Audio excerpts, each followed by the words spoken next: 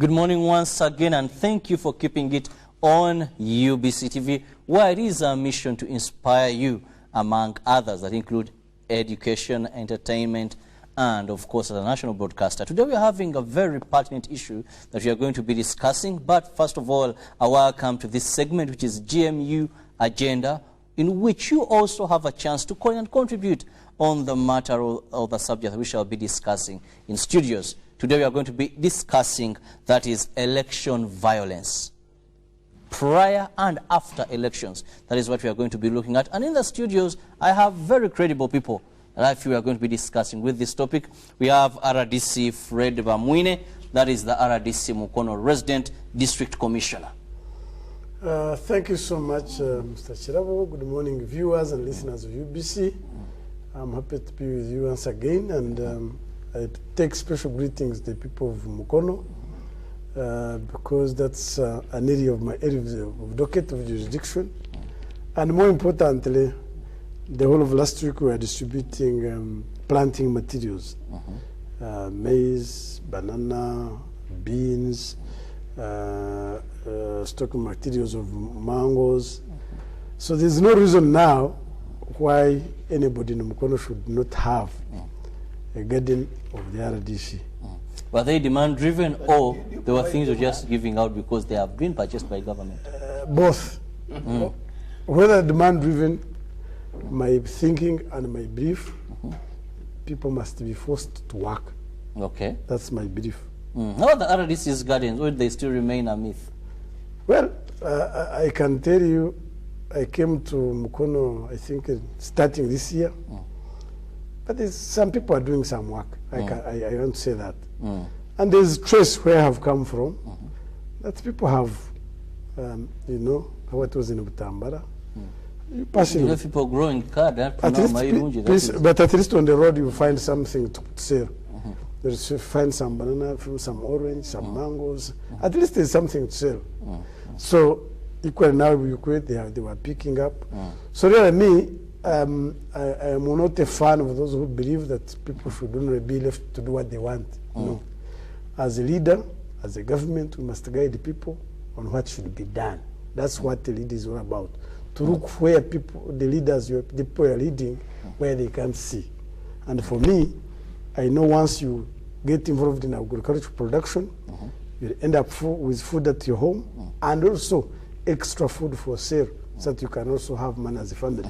Well, on the just on my immediate hand is Milton Kambura, Global Peace Ambassador. We are going to be discussing peace fairly as well, because it goes along where there is peace, of course, there's no violence. Kambura, how have you been? Thank you, Mr. Chirabo. Gift. Thank you. I like your name. I congratulate our president of Uganda, General Yoweri Kaguta Museveni, His Excellency, for really concluding his visit and his meeting in Angola, which ended with signing a peace pact with his counterpart, His Excellency Paul Kagame, from Rwanda. It was a very key milestone and an outcome of such a wonderful meeting, signing a peace agreement to strengthen our diplomatic relations with Rwanda. But also in a very special way, congratulate our leaders from North and South Korea, who just convened last month into a program which we tagged reunification of Korea nation, so that we end the Cold War era in these former colonies of Britain and other European nations. Of course, Russia, US, the disintegration of those two nations was caused by the politics that harmed their cultural integration and economic regional protocols. So I also thank the people of Rwenzori region, who actually have appreciated unity in diversity and are now working hard to work together as one family under God. I congratulate everyone. Thank you, Milton. Of course, Ruben Impima Kasera Chibilango. We've been with him since I love the mention of both. Such as the who says the RDC's garden, as if they come with land. You know, you need to come with land and give us the seeds, but also provide the land where you can plant the seeds. Some people, well, of course, they only give to those that have the land. Well, Ruben, I'll not open. Before you go into that, you briefly. I thank Mwine. Mukono is stable now with that under his leadership. I'm really happy as a person who comes from Mukono and Wikwe. Okay. He has really studied the ship there. Then Milton Kamula mentioning the interrelations between Uganda and Rwanda. That was a good point for Milton. And as the peace ambassador, I like the fact that he actually echoed that here. But good for both men, good to have them. I'm really happy. But Mwine here is also telling samurais that they are giving mangoes. Where are the mangoes? Where are they? Show me the good thing is you come from Mukono, and I hope that is something that you will go into. Gentlemen, have to dive straight into the topic of the day, which is election violence. But before we go into this topic, we are going to be looking at how events unfolded in Zimbabwe. If you remember, that was that is last year, Zimbabwe held elections that were intended to project stability and also attract global investors. During the process, of course, we saw protesters and tanks drilling through the city, and the New York dispatched a team that went there and spoke to some of the voters with the situation. This is going to be very important for the topic we're going to discuss. Let's look at this video. I've seen the soldiers and the trucks of the soldiers, they're holding guns. It wasn't supposed to be like this. People are being beaten by the soldiers. Some of our guys have been killed. This was supposed to be the moment that proved that Zimbabwe was moving on from its oppressive past. Instead, city streets look like this, with soldiers opening fire on protesters and leaving at least 3 people dead only days after an election. It's not safe. It's not safe. The soldiers, they're coming that side. Okay, okay. We should go? Let's go. So what happened? Here's what we saw. This is Harare, the capital, 2 days earlier. Polls are about to open, but the lines are already long. Voters are peaceful and excited. I wake up early in the morning. I didn't have time to bath today because I was really eager to come and vote. This is the first election in decades without the name of Zimbabwe's longtime leader, Robert Mugabe, on the ballot. A military coup in November forced Mugabe out, raising hopes that the system he put in place would also go away. For a while, violence subsided and people talked more openly, allowing someone like Vincent to show his support for the opposition.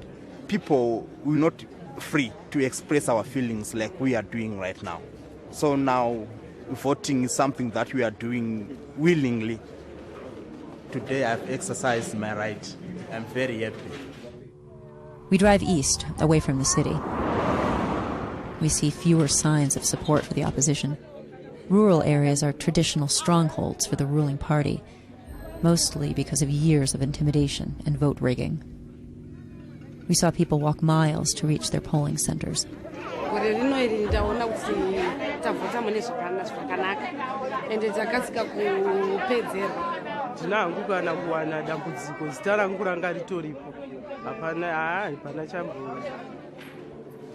Unlike in previous elections, this time the ruling party promised transparency.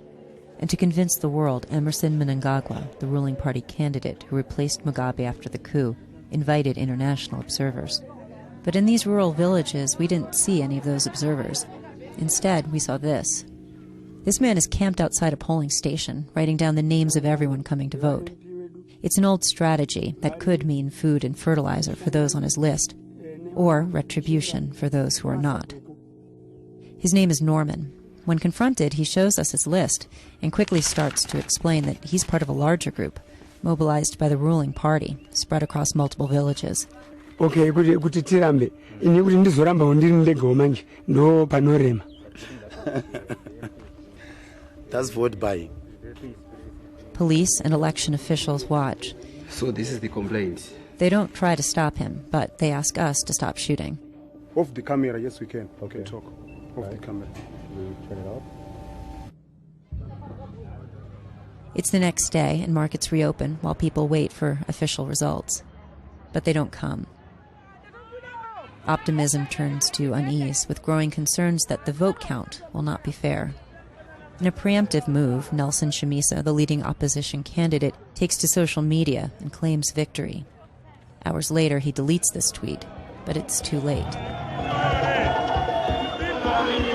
Hundreds of his supporters take to the streets to celebrate in front of the party headquarters. Wednesday morning, still no winner.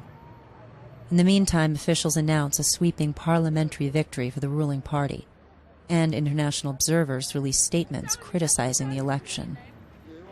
Protests form, peaceful at first, but quickly escalate. Soldiers and army tanks deploy, hunting down opposition supporters.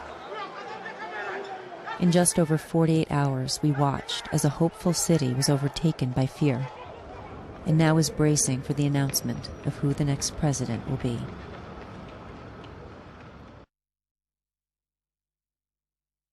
Well, that is what it was, and even after voting, violence. I'll begin with RDC Bamwine, because just some of the people that play a vital role in terms prior to and also after elections. What do you think are the causes of such violence? Thank you so much. First and foremost, before we talk of violence, we need to analyze what does the population go through? What are they looking for? The population during elections are supposed to be electing leaders. Leaders who are aspiring to take their societies from where they are to a better level. And when you are talking of leaders, you are talking of these people who are willing to sacrifice their time, their life for the betterment of society. That's what a leader should be about. But we have a challenge now that the kind of crop of leaders we are getting, world over by the way, they have shifted the definition of leadership from leaders who come to sacrifice for the people to leaders who sacrifice for themselves. And that is the fundamental cause of violence in elections. Because now elections have become, political jobs have become the most paying jobs. That's the big. And who do we hold accountable for this? Everybody. Like in Uganda, for instance, I think the framers of the constitution made, they assumed that people would be honest to themselves, and they gave them laxity that members of parliament can always allocate to themselves the amount of money they would wish to get. They thought, actually, they said, we shall have honorable members of parliament. And once you are honorable, therefore we expect you to do things which are honorable. Now, because they have consistently, world over, making political jobs the most highly paying, that it has ceased to be a sacrifice. It has now entered into a job. And not only a job, but the most well-paying job. Therefore, it is now survival for the fittest. Somebody sits down, makes a calculator, says, if I sell my house, 2 billion, I go into elections. After elections, after the term of 5, I'll get 10 billion. He sells the house. Somebody who has sold his house, he will make sure he wants to go through by hook or crooks. Whether people die, whether doesn't care. What's important is what he will be at the end of the day. I'll go to Milton briefly. Milton, Bamwine has said it is making businesses, politics being commercialized and a profit venture. But what you talk about incumbents, mostly in Africa, preparing a safe landing for themselves. And some of these as a result of, there is a person who maybe the voters say, we might not give you a vote this time. And they say, no, we're clean on and shareholder. Thank you, Mr. Chirabo. Thank you, UBC, for giving us this key opportunity to share this strategic topic and the theme of our time, so that we now even secure a peaceful election 2021 and even beyond. My presentation right now, I'm very happy to report to you that there are several people who are actually communicating on my social media, appreciating the model that we share here.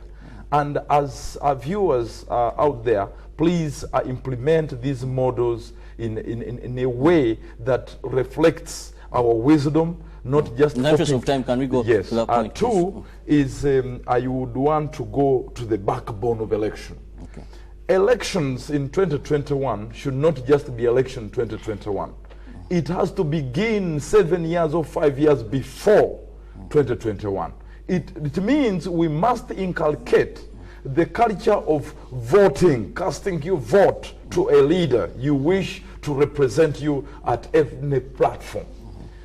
20 years ago, our mother introduced something what we called Sunday democracy family meetings in our family, where all my siblings and myself and the entire family would sit to actually contribute to a final decision on what type of food we should eat, how we should handle disputes among ourselves, and when dad is not around, how mom should be able to distribute roles and responsibility to every child.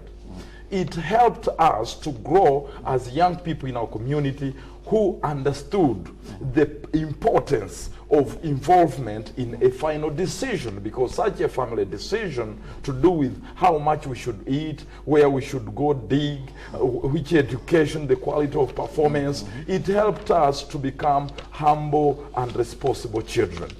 Now, what am I trying to mean on this national television?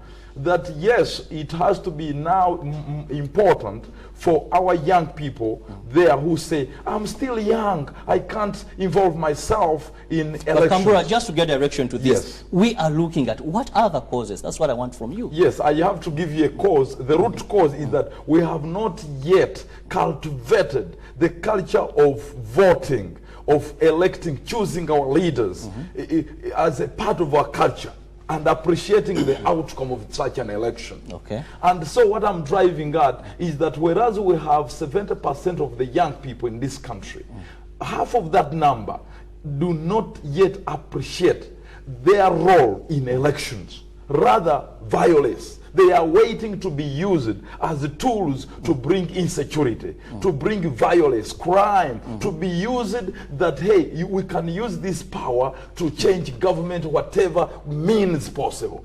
So, the same to women who say, for example, that this game is dirty, politics is dirty. Others say you cannot participate in politics if you do not have money. They are mixing two things, political activism and politics. Politics is all about making the final decision on what type of education you're supposed to have. I'll get back to you, Milton. I want also to get something from Ruben. Ruben.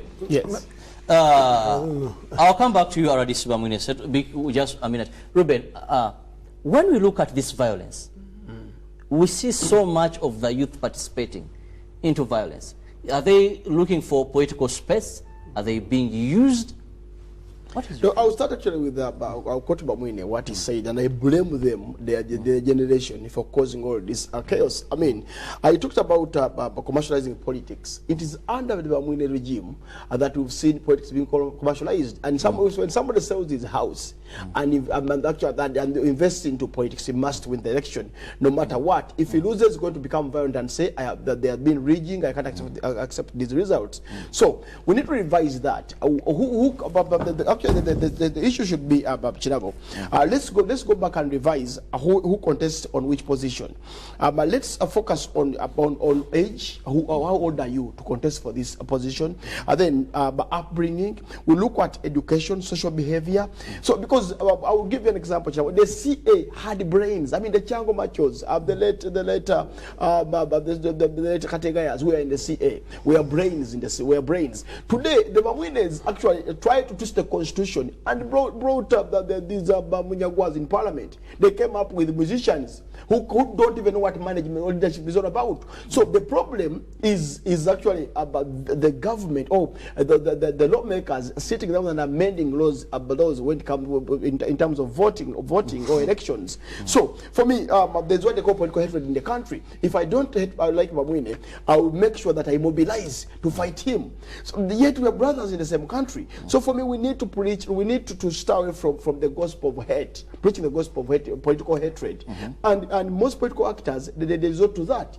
Why is it that in Uganda, when you lose an election, you don't accept that I've lost an election? Let me go back to Weyukwe, come back after 5 years and convince the people to vote for me again.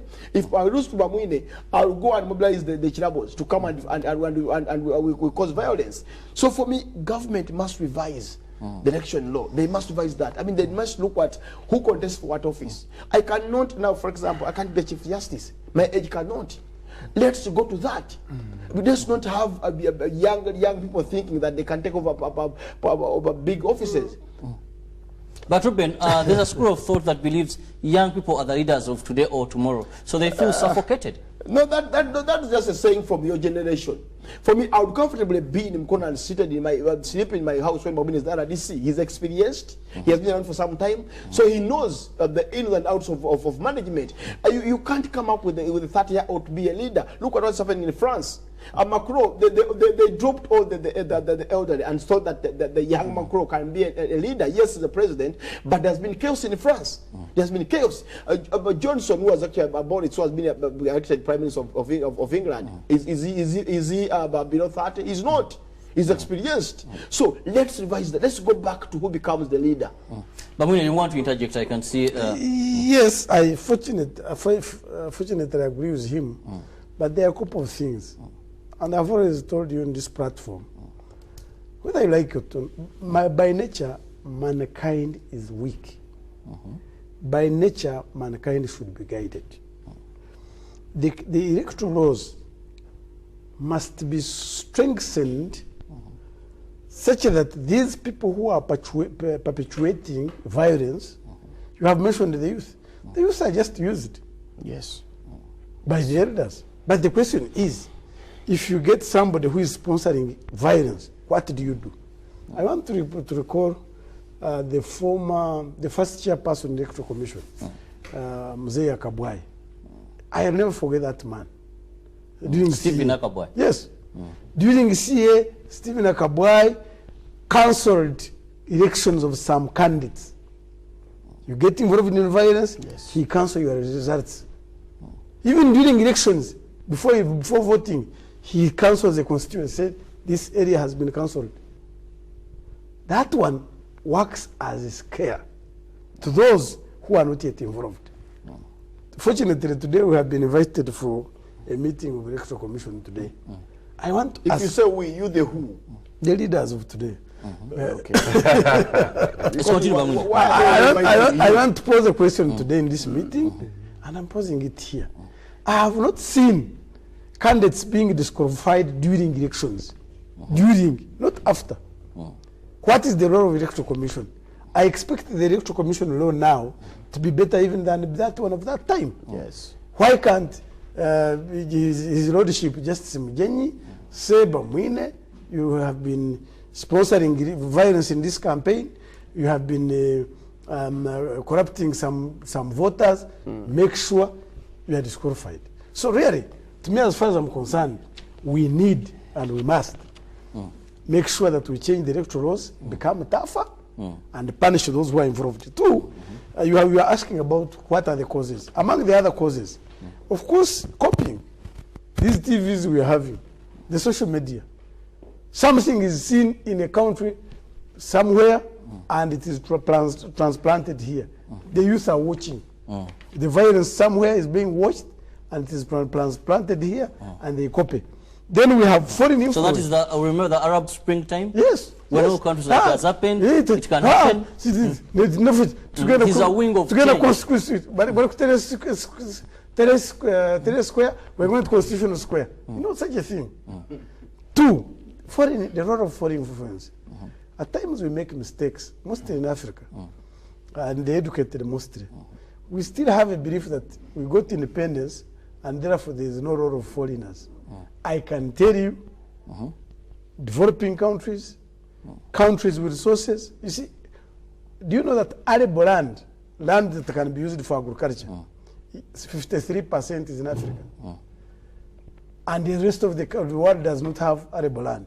Actually, we've seen many of our development partners are here getting land. But of course, let me first remind our viewer, let me first remind our viewer that you can call in and be part of the show. We'll have that time when you can call in and join. We need to know, what is your opinion? What is your input into this discussion? Of course, the number is on the screen, and you'll be able to call in and contribute, be part of the program. We would love to hear from you. We would love to have your input on this show as we discuss electoral, that is violence, after and also before elections. RDC, as you... Yeah, I was actually, look at the resources you have as a continent. There's no country in the world that is called a superpower that would not wish to have control of the leaders where there are resources. But why do you want to obtain money from these superpowers? I don't want them to intervene. No. If they fund a big percentage of your businesses, projects, why do you think then they should be exceptional? But even if they are not funding you, they use underhand methods. I can use, for instance, Zimbabwe. Zimbabwe, the violence in Zimbabwe has been perpetuated by the West. Well, let's take a look at our second video, and when we come back, we are going to be drilling deeper into this. Of course, we're going to be looking at the South Africa, where we're going to be looking at election rally that ended up in violence, despite them having projected a very peaceful election. And afterwards, how can you have peaceful elections? The Democratic Alliance Party wanted this to be a peaceful march to a square near the headquarters of the governing African National Congress. But hundreds of ANC supporters carrying sticks and rocks wanted a confrontation. They threw petrol bombs at the police, who let off several stun grenades. Then the chase began. As the Democratic Alliance retreated, ANC supporters followed. The ANC supporters at the end of the street have been trying to get closer to the DA march, but so far the police have managed to outmaneuver them by blocking off some of the streets, and the police are armed. A face-to-face confrontation was avoided, but the DA's message was lost. It had wanted to draw attention to high unemployment ahead of this year's election.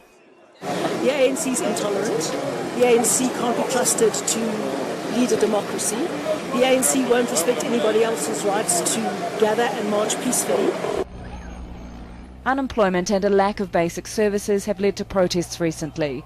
It's in this backdrop that President Jacob Zuma will make his State of the Nation speech.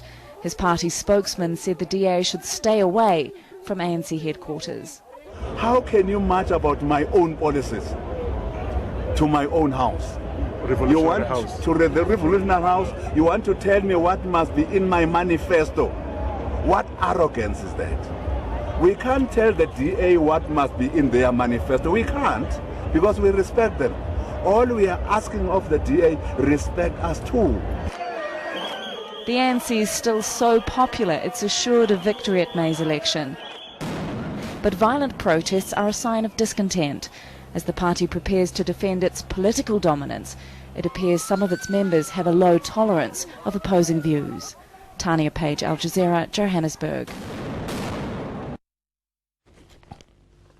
Well, that is what happened in February 2014 in South Africa, where we see police firing stun grenades, that is at supporters of the ruling ANC party, as they marched towards another camp, that is of the Democratic Alliance, rally over unemployment and lack of basic services. That was Al Jazeera's 10-page who compared that report from Johannesburg. That is what happened. But also, Chirabo, as I finish the other issues, they also don't depict us badly. Why don't you bring us elections in America after elections? Of Trump. What happened? Well, this is just a sample people of going Africa. Naked. This is about Africa. No, it's not. Violence is not only. No, but Mr. I'm looking. It's not about justifying the wrong.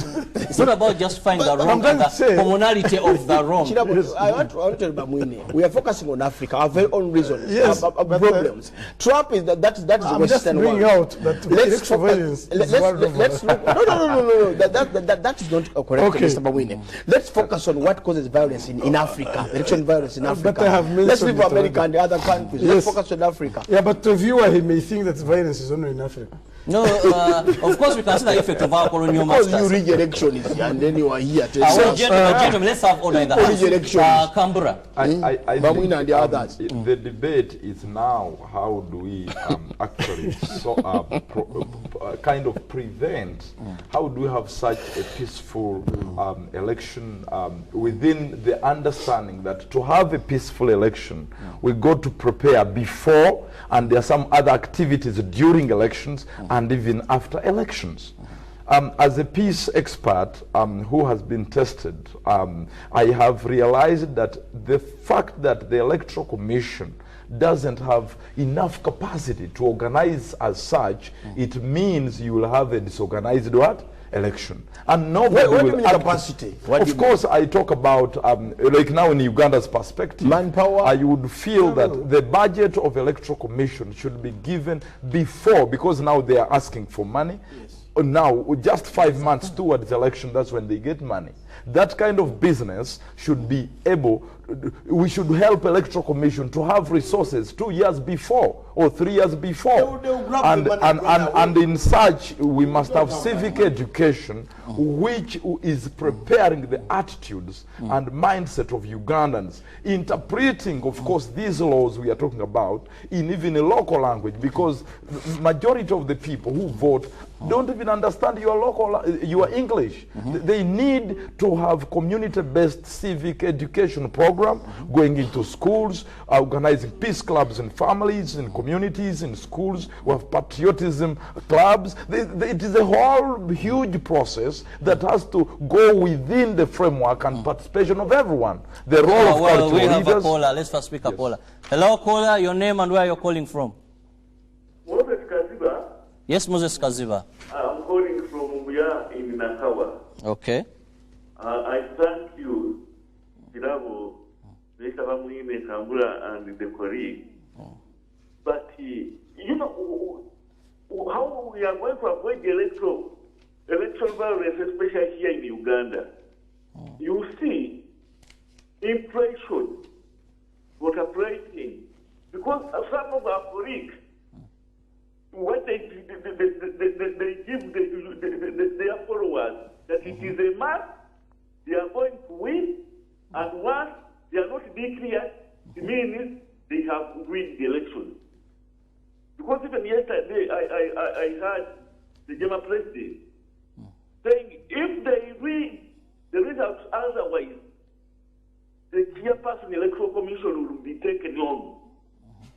So they are preparing their people to cause chaos when they lose.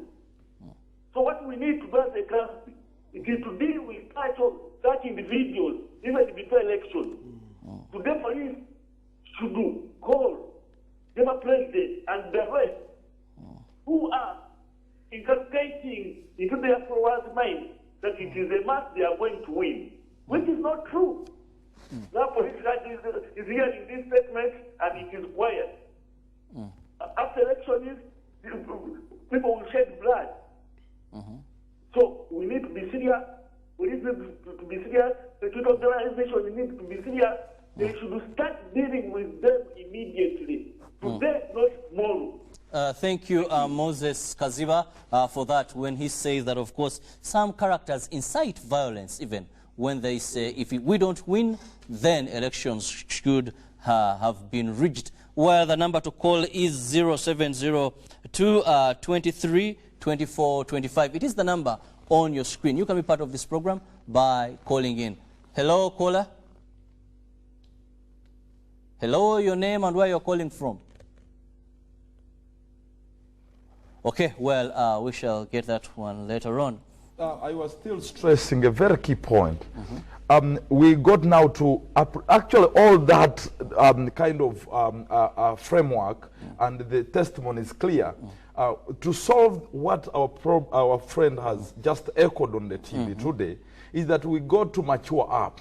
In one way or the other, impress this program called the Interpolitical Parties Leaders Dialogue. Okay. And I'm talking about building... Yes. Bamune wants to interject a bit. You see, my challenge, maturing up, for instance, when a kid is growing, a kid would wish even to sit on the foot. a kid would wish to step everywhere. But it is you to say, no, they don't do this. I remember when we were growing up, they could even pick your finger. You touch this lighting, tado. How do you call it tado in English? That one. That one. That you, in the future, never touch fire. So maturing up is not about talking about it. There must be frameworks. The law. There must be strict But Mr. law. Omine, we have the laws. No, we they are have the not laws. strict. For example, They are not- inciting violence. Yes. Like Kaziwa Moses has talked Let me about. tell you. There is a law in inciting violence. The law in Why Uganda- doesn't the law bite? No, in Uganda there is no law that stops you from going to police, get a police bond, going to court and get a court bail and get out. It's actually the laws that we have. Well, we have a caller. Let's just hold that and we pick this caller. Hello, caller. Your name and where you're calling from? Hello? Kale nawe jebaleko.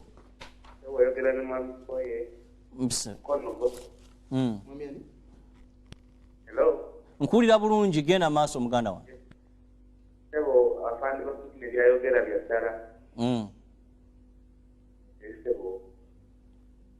Yongera okutangaza ku ki ekyeddala. Ki ekyeddala mwemba bino ekyayogeddeko kyosimbako essira. Uganda tubeera kusobola okutambuza ekintu nekigenda bulungi sebo. Kati bwe tunulidde afaana ekyayogera kituufu nnyo. Kale munaffe tweyanziza nnyo.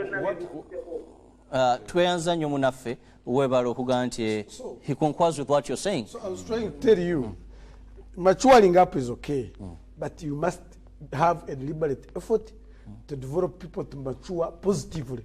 And that positiveness must be accompanied by strict laws, strict punishments. Otherwise, the current laws we have are an inducement to criminality, and they actually, every politician now would like to be arrested so that he gets political capital. They do something, you arrest them, you go take them to police, then people get I think Ruben you get this person, Ruben succumbs to that disqualify school this, of thought. disqualify this person from campaign. About it, Mr. Awina, just a brief. Ruben, I want to get your comment on saying that even the laws, what they require, why we are not doing it, is because we think arrests will favor the politicians. Yes, of course, I agree. Political capital. We need to have strict laws in this country.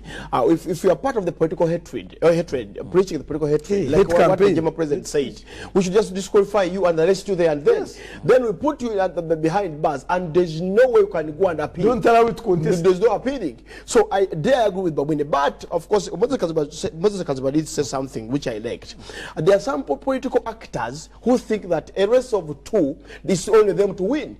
I mean, how are you sure that we are going to all vote for campaign? You? How? We are going to, it's a football match. We're going to compete against each other. One is going to lose and the other is going to win. So for me, what I want the Electoral Commission to come up with is, let's look, those who are violent, during, before and after, this caller. Should be disqualified. Just disqualify them. Please, can you reduce the volume of your set or move away from your set? Hello? Oh, well, we lost that one. But please, before you call in, please just reduce the volume of your TV set or just move away from your TV set. The moment you get us, then it's very clear we can get you loud. Hello, caller? Hello? Yes, good morning. Yes, good morning. Your name and where you're calling from? My name is Adel Kazera. I'm calling from Matuga. Matuga, yes, go ahead. You know the problem with the elections in Uganda? The government uses a lot of force during these elections. The police intervenes a lot in the elections. So many Ugandans, they reach at the point of getting tired and they become violent. So in case the government, I request, the government should change and see that, you know, these policemen scare us. That is my issue. Is it the police presence during elections that scares you? It is the police, the army, those security organs which are deployed heavily during the elections. And you see now they have started registering these people, the what? We call them They are scaring. They have rejected them. They are very many, and we know that the issue is they are going to deal with that. So their presence provokes you into being violent. Their presence provokes people to become violent. Yes. Okay. Okay, we've gotten your point, my friend from Matuga. The presence. No, this you're using. He says this is kind of intimidation. Yes. If you're okay with what you're doing, why do you fear the police and the army? They are not bothering you. They are not bothering you. They are just doing their work. That shows you, Mr. Chirabo, the discussion is all about how do we avoid electoral violence. As much as we have the laws, they can be there. The laws have been there. But implementing them, believing in them, some groups actually believe that these laws are designed to keep one leader, to suppress the other. And so there is a need for us to appreciate education, continuous education within the political party leaders to actually appreciate that these are the do's, these are not, these are do's, these are not. So it simply means the Electoral Commission, because that is the institution mandated to handle that.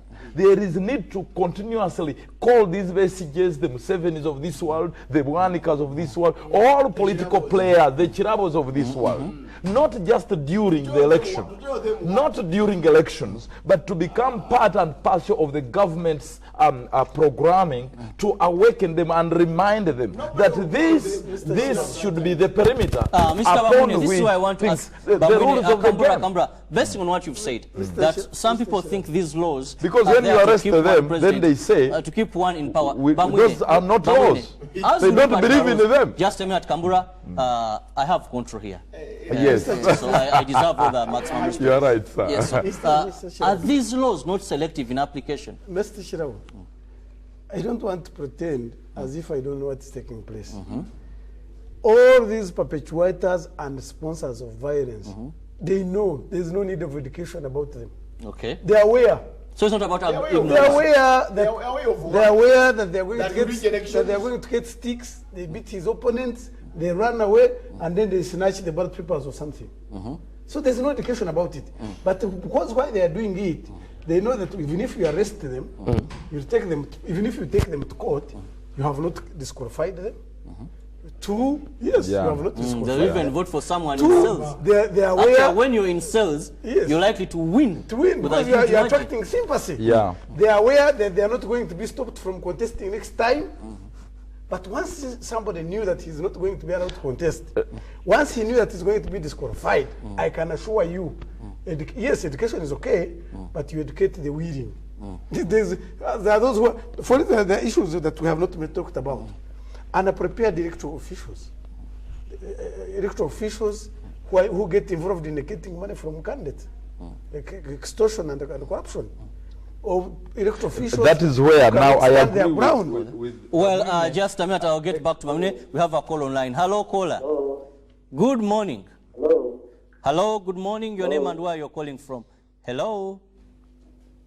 Hello. Yes, please. You're live on UBC TV. Can you just give us your name and then go ahead with the question or your submission?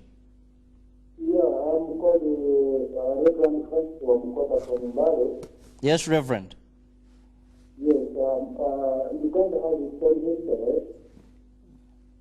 First of all, what we want to tell you is that this government has never come from military to civilian order.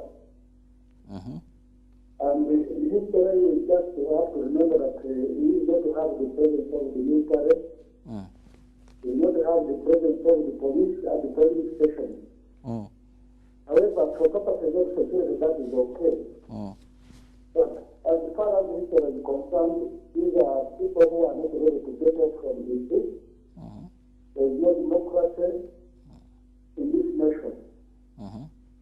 There is two, our people have been living their lives in many ways that people think that the government is what can help to remove the government. But if we had a mass summit in politics, no intimidation from the government, we Uganda people are very cool people. I've been in Kenya and I've seen how violence has been so terrible and even at what we have here. I believe if the government can put a mechanism where there is no insecurity, there is no intimidation, there is no what, people can elect very well without any kind of violence. Okay. Yes, we love the president, we love the leadership, but a few countries can also bring more problems to our elections.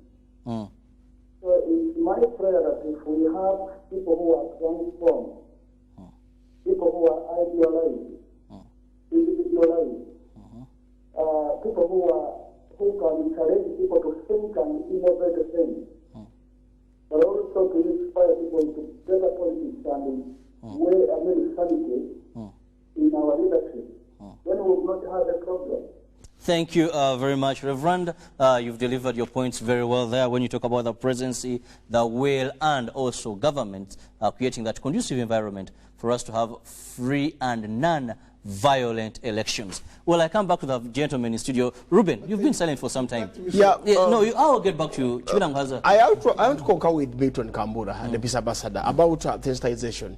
Now, but we echoed about something that if Electoral Commission wants to get it right, they need to arrest Chibirango, who is preaching trade and who is actually part of violence. Now, once I am arrested, the voter should be sensitized that we are all working for this country to develop and to have harmony. Now, if a Chibirango is involved into election violence, don't vote for him. Don't. I mean, one time I actually heard it from the Congress of Parliament. They are going to come up with a bill where if you are part of drugs, you don't qualify. So just imagine, Chirabo, if we had the Ruben who is part of drugs. Which kind of leader can I turn out to be? So I concur with Bratton. We need to sensitize our voters. Even the voters have a problem. How do you vote, let's just say, ahead of Ruben? How? Who is preaching violence? So if there's a name, who's preaching violence? So let's all live in a violence-free country. So sensitization is so important, and we need to stick at that. Then the Electoral Commission must address this problem. Once you are caught giving out money, disqualify.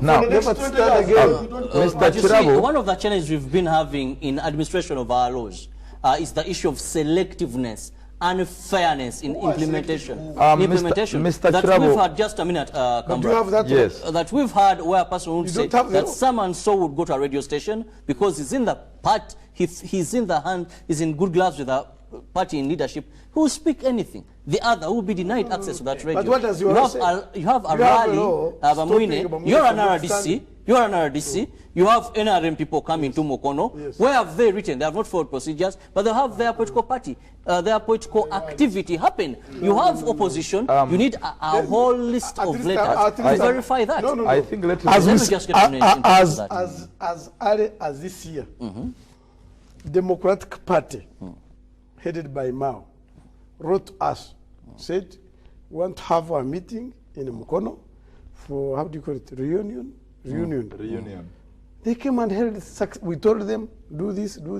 They came and held their party meeting and went through.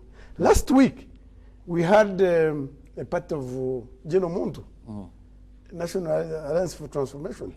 They wrote us, we wrote back to them, we said do the following, and they held their meeting successfully. The only challenge that some party leaders or parties, they may say, we want to come tomorrow. And they need to come so that you can make confrontation. Much as you are a political party, you must follow the laws of the country. You must allow other parties to do their roles. So really, there is no sectation. I wanted to ask you, and I'm asking the vote, do we have a law in Uganda that can stop women from participating in elections, even if you caught me in violence? We don't. So you need these kind of things. Well, I'll pick a gentleman before I come to you because time is not our best ally. We shall pick one more caller, and then I'll have each one of the gentlemen here, of course, giving in their final submission. Just one more caller on this topic as we look at election violence. How best can we prevent this? The build-up towards and also after elections, like the stories we looked at that was in Zimbabwe and also later on in South Africa, where even after some had these problems. Hello, caller. Hello, you're live on UBC. Your name and where you're calling from? Hello. Please go ahead. Okay, well, it seems we've lost that one. And in the interest of time, yes, Kambura. My point here is that whereas we have the interest of building a law or laws, for example, majority of our people are too corrupt in politics. I really accept what His Excellency Bamwine, you know, is representing the president. You know, and actually, you're suffering for nothing. And I think that he deserves it. He deserves it because the biggest of ranks in the country. Mr. Bamwine is a presidential representative. Has actually demonstrated. He's an exceptional material who has been Canberra, stick to that point. Time is not up this time. So I respect that. I respect his role. But here, the point I want to put forward is that when you see a corrupt leader who has been taken to court, he has been taken even to the jail, served his term there, and comes back and again leads the community. We got to strengthen our laws, preventing the corrupt people from standing in politics, but also strengthen what Bamwine talked about. There should be some record to have indicated that this person is coming to serve the community, not coming to actually make money. But also there is an issue that is reveling on the continent, the interference of security agencies in election process, the foreign interests. Those are issues that are even corruption itself, the preparedness of electoral system, and maybe the last one, the best practices that we got to even implement throughout term of office, 5 years. You are having sports for peace, for example, intercultural dialogue on leadership, interreligious council, integrating peaceful culture during elections in the church, in the mosque, systemization, even translating our constitution in local language, because people must know what to do, what not to do, because by not them being involved in this process means we are going to have wrong people in these offices. Okay, thank you, Kambura. Mr. Bamwine, finally. Fortunately, we are not inventing any wheel.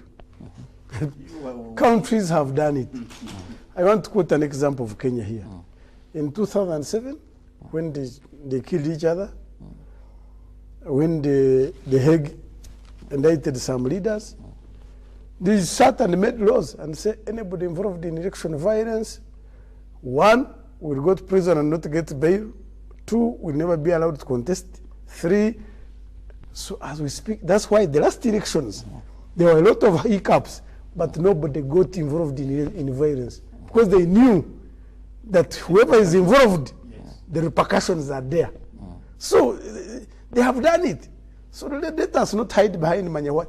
Let us have strict laws, harsh punishments to anybody involved in election, and disqualification for those who may be sponsors and perpetuators. The hate speech.